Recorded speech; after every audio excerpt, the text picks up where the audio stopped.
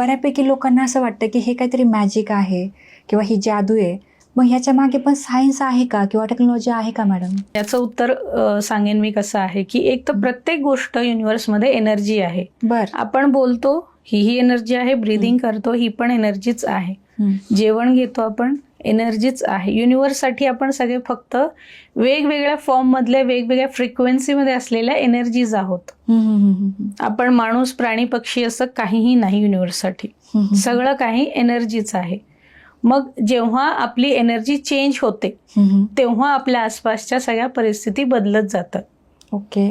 जसं की आपण आता बरेचसे साधू संत असतात किंवा एखादं मंदिर आहे तिथे गेल्यानंतर किंवा एखाद्या व्यक्तीच्या सहवासात गेल्यानंतर आपल्याला चांगलं वाटतं, होपफुल वाटतं, पॉझिटिव्ह वाटतं, शांत वाटतं की बाबा इथे मला काहीतरी मिळेल.